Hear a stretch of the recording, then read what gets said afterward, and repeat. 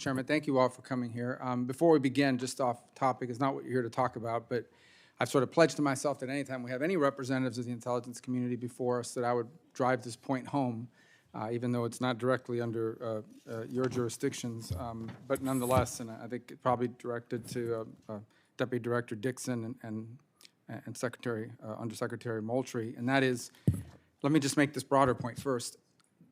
Intelligence, by necessity, is something we keep out of the public eye, right? Because we can't conduct it in the sunshine.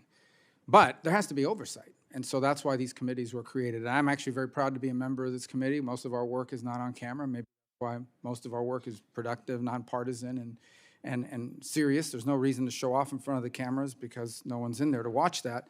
But I think also because all the members on this committee that are picked individually by the respective leaders of the two parties are people that take this task very seriously, and I'm very proud of the work that we do. But it only works if we have access and we can conduct oversight. We have to know what the intelligence agencies, not because we're nosy. This is not we can't tell anybody anyways.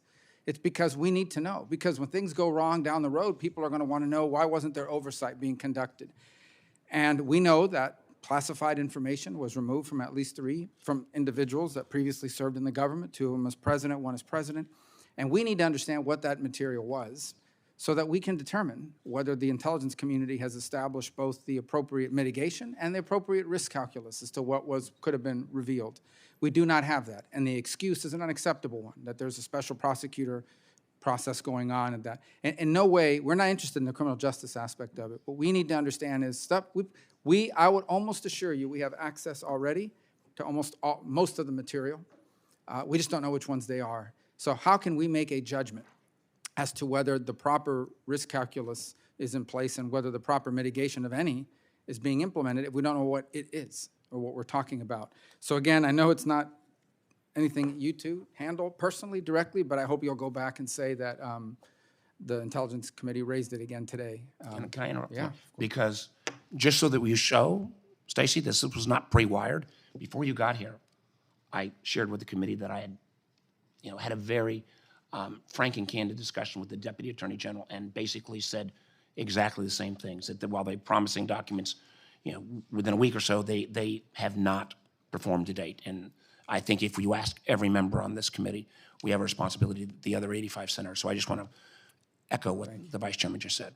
Yeah, as I said, I think there's everyone is very serious about it, and I hope we can find resolution on it. I think the other one, and I'll be even briefer on this one, but I think is also important to us is, we had a Chinese balloon go across the middle of the United States. It wasn't a weather balloon. Everybody acknowledges it was a collection platform. We've had very little information or data provided to us. And in particular, no one's even truly informed us what role the All-Domain Anomaly Resolution Officer, AARO, has played in that regard. Again, I don't know what, maybe this is because it's a DOD Intelligence Committee sort of overlap, but whatever it is, these are things that we need answers to, and we just, to think about how important that was and how little information has been provided to the committees, particularly to this one, is something that I hope you'll also take back as concern number 2 in this regard. Now, on the topic that we're on today, I think it's a pretty straightforward one, and that is we need to be able to hire good people to come in and work for the government. We need to know who they are. I think this is a challenge because the backlog builds up because there's been improvement after the 2016 DOD system was implemented. But obviously that doesn't apply to all the IC. I think there's some issues with not reciprocating one agency, not reciprocating the other. And then there's this, and I'm not saying it's unnecessary, but this Byzantine system of read into some programs but not others, all of the different layers of compartments and so forth. But the main point is, I think it's getting increasingly difficult. I'm just telling you from people that I know, I've actively tried to encourage people to pursue serving their country at one of the agencies. And it's just really hard, because when you go see them and you tell them, well, it'll take 3 or 4 years to clear you, 2 or 3 years to clear you, who can sit around for 2 or 3 years to wait to be hired, especially when we're competing with the private sector for some of this talent. There are a lot of people willing to do it. So I think that's what I'm most interested in learning is how do we balance the need to bring in people you can trust and understand who they are with the desire to do it quickly and enough so that this is a viable option for people that want to come work here. And I think there are ways to do it. I also think it's going to get more challenging. In some ways, it's probably easier to hire a 23-year-old because they haven't traveled the whole planet. And frankly, I would imagine that for at least half that time of their lives, they weren't doing anything nefarious, and the other half, well, but we can manage it. But when you're 23, there's limited windows, as opposed to somebody who's 55 and has worked in the private sector, and you need to know more about their background and the like.